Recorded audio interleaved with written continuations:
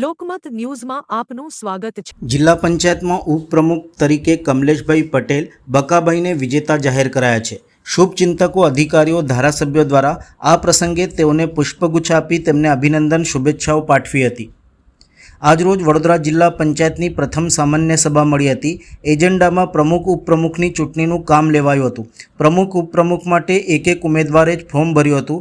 સામા પક્ષે કોઈ જ ન હોય। પ્રમુખ ઉપપ્રમુખને બિનહરીફ વિજેતા જાહેર કરાયા છે। ત્યારે ઉપપ્રમુખ માટે સયાજીપુરા બેઠકથી ભવ્ય મતોથી જીત મેળવનાર કમલેશભાઈ પટેલ બકાભાઈને ચૂંટણી અધિકારી અને કલેક્ટર અનિલ ધામલિયાએ બિનહરીફ જાહેર કર્યા હતા। આ અવસરે ઉપસ્થિત કલેક્ટર અનિલ ધામલિયા, ડીડીઓ પાટીલ આનંદ અશોક દ્વારા તેમજ ઉપસ્થિત ધારાસભ્ય અક્ષયભાઈ પટેલ, શૈલેષભાઈ મહેતા, વડોદરા જિલ્લા બીજેપી પ્રમુખ બીજે બ્રહ્મભટ્ટ સહિત અગ્રણીઓએ કમલેશભાઈ પટેલને પુષ્પગુચ્છ આપી અભિનંદન શુભેચ્છાઓ પાઠવી હતી।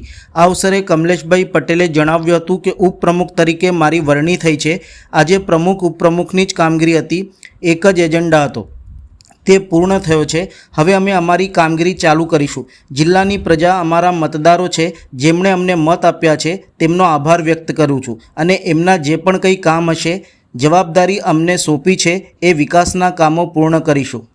આજે ભારતીય જનતા પાર્ટીએ મને મેન્ડેટ આપ્યું ગઈકાલે અને આજે ઉપપ્રમુખ તરીકે મારી વરણી થઈ છે અને પ્રમુખ તરીકે અમારા રબારીબેન છે।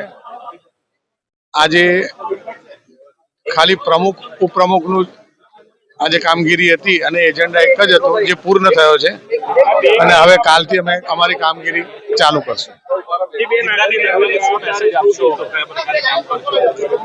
જિલ્લાની જનતા સૌથી પહેલા તો જે અમારા મતદાતાઓ છે, જે અમને લોકોને ખૂબ વોટ આપ્યા છે, એ બધાનો આભાર વ્યક્ત કરું છું અને એમના જે બી કંઈ કામ હશે એ જવાબદારી મને સોંપી છે એ વિકાસના કામો હું પૂર્ણ કરીશ।